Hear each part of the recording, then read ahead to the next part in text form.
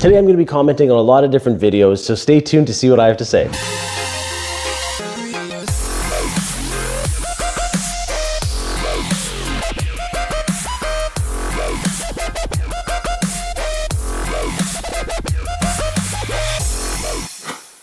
So on all our social media platforms, Mel and I always get questions and comments, and they'll send us other videos saying, what do you think about this? So I thought, you know what, why not just do a YouTube video on a couple? This is gonna be a new segment that we do on our channel, so make sure to subscribe and hit the bell to get notified as we release a new video every single week. All right, so let's dive in. Not gonna lie, today there seems to be a lot of Dave Ramsey on him, and I'm not picking on him because I do believe he teaches a very good system. However, I think it's how to get out of debt, but it doesn't show the other side of how to get wealthy. That's just my opinion. All right, so let's start off. You cannot make me afraid or happy or greedy enough to borrow money to go into a deal. There's nothing I want that bad, ever. I want to be debt-free more than there's anything on the planet I want. And so I will never trade that because it's given me that much freedom. It's given me that much peace.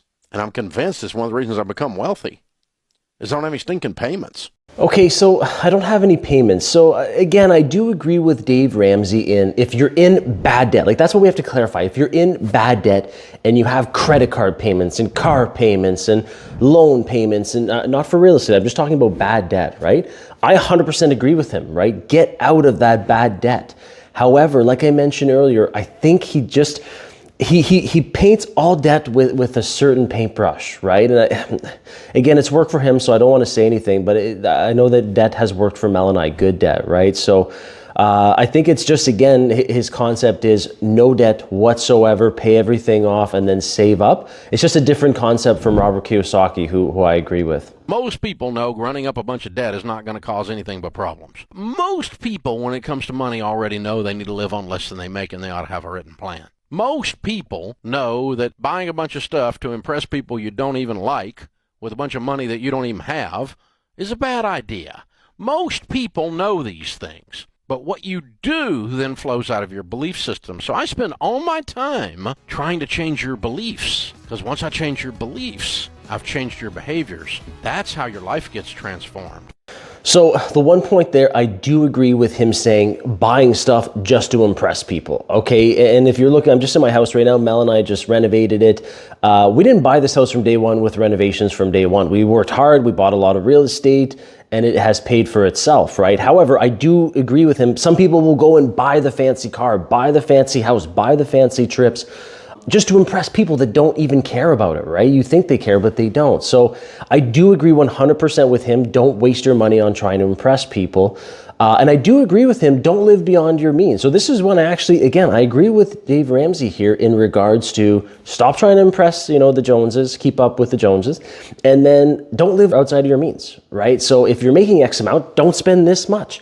You can either save, like he says, I do agree with him on that, or in my opinion, you can buy real estate using debt. Now that's where him and I disagree, but I do agree with a couple of his points in this video, okay? Real estate, I think now is becoming, it's not overrated. Real estate is a powerful tool to build wealth, but it's kind of overrated in the sense that it takes a long time, first and foremost. You know how many properties you gotta get to make $10,000 a month? To net $10,000 a month off of real estate, you probably gotta own 30 doors. They're serious. That's a lot of 30 doors. About net. All your properties just have your deals got to be impeccable. Yeah, and not in this climate. Stuff is expensive now. The margins is no. This ain't back in the day where you could find a 30K property. You still can in certain markets, but it's very rare. Very rare. You really gotta have a lot of doors to really cash flow. It's a journey, bro.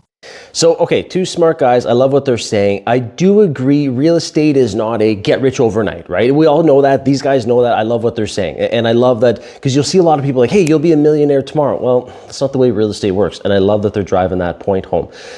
It is a marathon, right? And I can attest to this. Mel and I both quit our full-time jobs, right, in our 30s. We're full-time real estate investors. We've now purchased over 250 doors.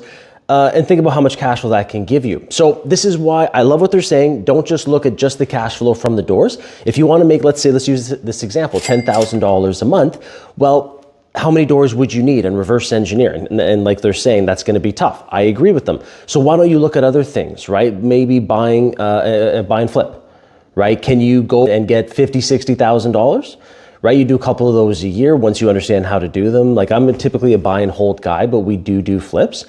And if you take the 12 months and you do a couple of flips and you buy a couple of high cash flowing properties and you throw in some refinances after year 1 or 2, again, once you've been doing this for a couple of years, that $10,000 a month can come from a lot of different ways, from cash flow, from flips, from refinances. So I 100% agree with these two guys.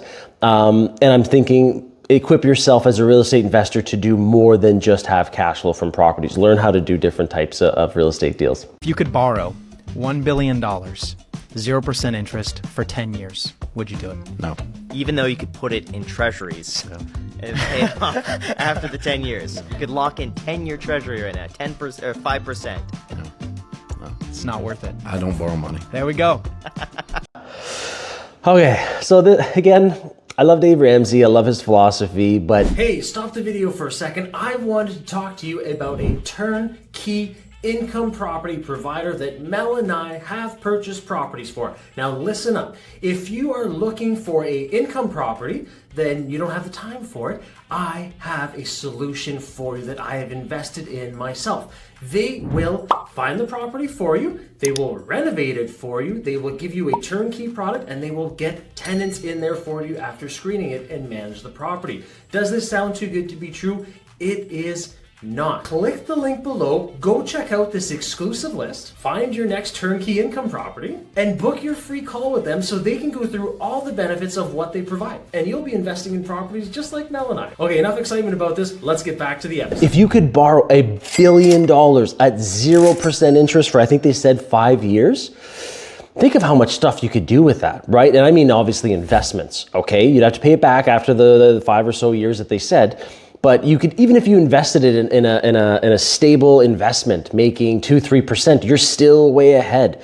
I would choose to invest it in real estate, obviously, right? I would buy some high appreciation assets in some high appreciation markets. I would buy some higher cash flowing assets in some lower appreciation markets just for long-term buy and hold. I would buy some flips. Like there's so many different things you could do. The fact that you could leverage, and I know that no one will ever do this. No one will ever say, here's $1 billion for 0% interest, but yeah, sometimes I wonder, like, he's just so against debt. Like, come on, that's a financial decision, Dave. I don't know if you'd actually do that. That's a pretty great offer to not do it just because you hate debt overall or don't love debt overall. Yeah, so let me know what you think. That's just my opinion. Again, I'm not saying that my opinion is the end all be all, and comment below what you think about what I had to say, what they had to say. Again, I'm not saying that these people are wrong in anything that they've mentioned in the video. I'm just kind of putting my 2 cents towards it. So let me know if you like this video, and if you do, make sure to check out the next one. I'm Dave, and I'll see you there.